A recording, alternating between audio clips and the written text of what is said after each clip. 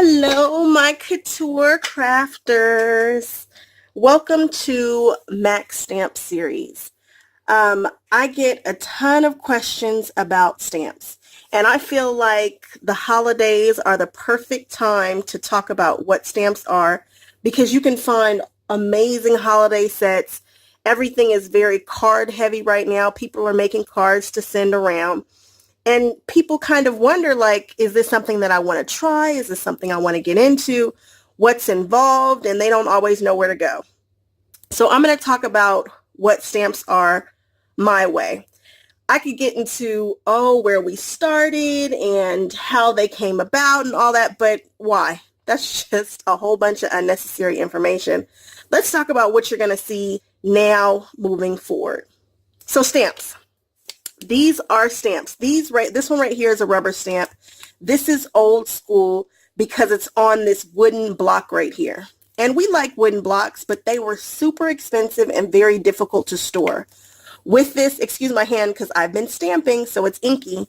But you see here that it has this foam between the wood and the rubber, and that gives you a nice little cushion so that you get a nice impression.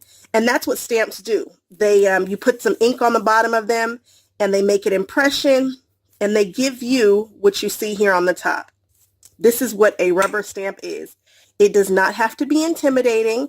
There are some little tricks here and there to make sure that you get a good impression, but they're fun.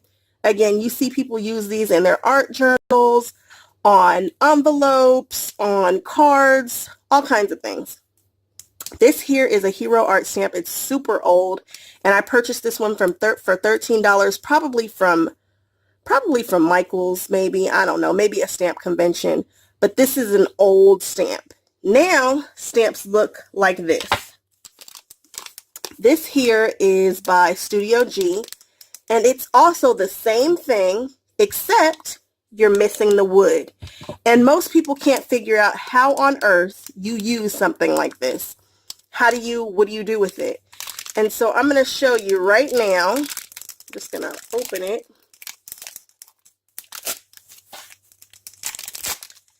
And show you what it looks like. They usually come sandwiched between plastic, and you just peel the plastic back, and then it reveals this. This is what we call a cling stamp. This shiny surface right here clings to what we call an acrylic block. Acrylic blocks come in all different shapes and sizes, and this one here is one of my favorites. It's by Catherine Pooler, but it's not big enough to hold this stamp here. And what happens is you just place it on there and it sticks. It sticks. It will stick for a very long time. I've had some for many, many, many years, 10 years plus, and they still stick. And this is how you use it. You would use it the same way that you use this. You take it and you put your ink on your stamp, and then you press it down on your paper. So that's how these new stamps work. Then you clean it, and then you just peel it right back off, and you put it back on here. Acrylic blocks, you can find tons of different sets. I like the ones from Stampin' Up. Michael's has a nice set of starter blocks. But the ones for Stampin' Up are super thick, and I have these long nails, and they have this nice groove here. So again, new school stamps, these are called cling stamps, and this one here happens to have rubber on the bottom, and they're much easier to store than trying to store this wood block. Wood block, trying to store those is very difficult. They moved on to the red rubber with the cling on there, and that's how those work. Then they came out with clear stamps. This is a brand that I love, Alta New, and this is another brand that I love. This is Gina K. These are clear, so they work the same way, but you can see right through them. So it's really easy to see exactly where this is going to stamp on your page. See, it's totally clear. You can see my hand underneath. And again, it's sandwiched between two sheets of two sheets of plastic. And you pull it apart and you put it on your stamping block. And now you can see right where you're going to stamp. If I wanted to stamp a square right around her face, boop, I can see. These are great too. You get a good impression. The issue with these stamps is sometimes you'll find that companies use acrylic or silicone instead of using photopolymer. What you want is a high quality photopolymer stamp.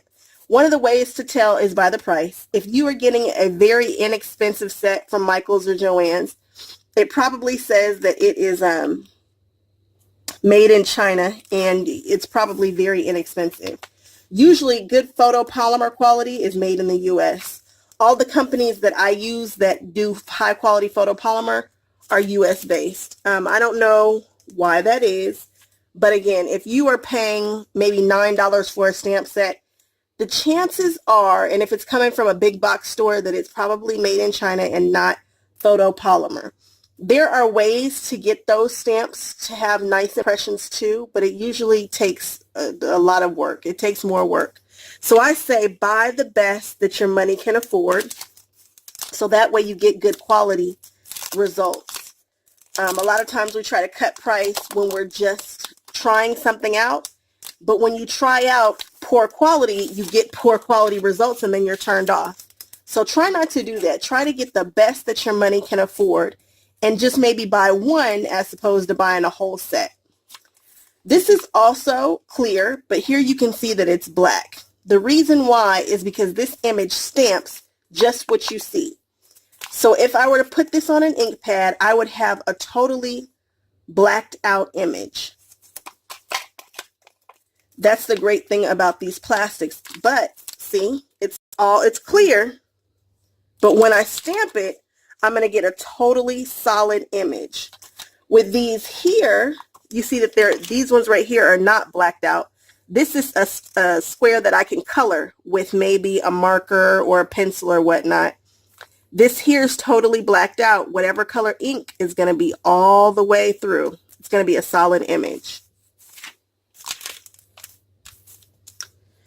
Another way that stamps come are like this. This is called unmounted. Be careful when you're purchasing stamps online that you can't see. I knew that this was going to be an unmounted stamp, which doesn't bother me because you just cut it out and you can actually purchase foam to put on the back of these and use it that way. Or if you're using it in an art journal and maybe you just want to dab it on there, you can do that also. This will give you a different type of impression. It won't be smooth if you use it just like this. You're just kind of getting a here and there. But be careful. Make sure that your stamps are mounted or cling, because you can accidentally buy an unmounted stamp. And that's fine, because you can buy the gray cushion that you put on the back of that. But that's a step that you're probably not expecting. You want to make sure you know what you're getting. This is another company that I love so much. These are untrimmed red rubber stamps. And what that means is that I need to go through and cut around each one of these images here. All it is a large sheet of rubber, and I have to cut it out myself. See? A huge sheet. They've already put this backing on here for me, but I have to go through and cut each one of these images out in order to use it. And they go right on the back of a block the same way that the other ones do. And then I can use it. Now see, with this, I can't see exactly where I'm stamping this little guy because he's not clear. I kind of got an idea of the little kind of where the mermaid is, but I can't see exactly where it is on the page. That's the difference between having a rubber and a clear, the ones that you can see straight through. I don't mind when you know what you're expecting, how to work with each one of these. Not a problem. And as we go through this series, you'll see me work with clear, you'll see me work with rubber, and you'll get it. This here also has a protective backing that after you cut it out, you peel it off. It's just this little paper here. You peel it off and then you can toss that or keep it, whatever you want to do. It's not necessary to keep it. People have all different kinds of ways of storing these, but I keep most of my stamps right in the packages that they come in. Okay, guys? So that's my spiel on stamps and what they are and how to use them. Also, I keep talking about these acrylic blocks and these stamps here, but something else that you might want to look into if you decide that you like stamping is a stamp platform. A lot of people see these in the videos and say, hey, what is that thing that you're using? This is called a stamp platform. This was the first stamp platform that I believe, well, yeah, it was really one of the first stamp platforms that people really used on a regular basis and fell in love with. And then as time went on, people started to copy it and make their own versions of this. But what you do is you open this flap up, you take your paper, you put your paper here in the corner. The reason why you want to put it in the corner, you'll take your stamp here. Actually, let's do a clean stamp. You would take your stamp and put it down wherever you think you want it to go. And let's say I want the little square to go there. I'd take my magnet and put it on my paper so my paper doesn't move. And make sure that's in the corner. And you close this door and you pick up that square. Now then you take your ink and you put your ink right here, and then you close this door and it'll stamp the square right there on the paper.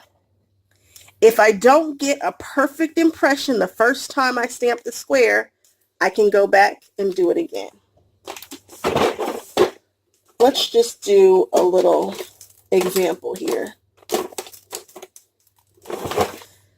Here is some gold ink, and we'll just tap, tap, tap on this square here. And then I'm going to close the door and press down. And then we'll lift it, and I have a gold square. If I don't like the gold square and I think I want it to have some more ink on it, I'll press down some more. And I'll close the door, and because it hasn't moved and because that magnet is there, I'm just applying some pressure over the stamp, giving it a chance to kind of make contact with the paper. See, look, now it's an even deeper impression. All right, guys, you guys kind of see what's going on here? This is called a stamp platform. I use two different platforms. I use this, which is called the Misty, M-I-S-T-I, M as in Mary, I-S-T-I, and then I use this right here, which is the same thing. If I were doing my purchases all over again, I would probably purchase this one here by Tonic by Tim Holtz. I like it better because it doesn't have any limitations as to how large my paper can be. I can put a 12 by 12 sheet of paper in here and it'll hang out the side, but I'll be able to stamp anywhere around that. Also, I like the fact that this one has a little handle where I can open it and close. And if you can tell, these stamps do not have foam on the back. No foam. So the thickness is different than the thickness of this. So if I wanted to use a rubber stamp in this platform here, I make sure that it says rubber on the top. And I go ahead and I put it down and I'm able to pick it up and stamp with it. If I wanted to use the clear, I take this out. Usually it's very easy. There we go. Flip it around. And make sure that this one says clear. And then I can pick this clear one up without any problem. All right.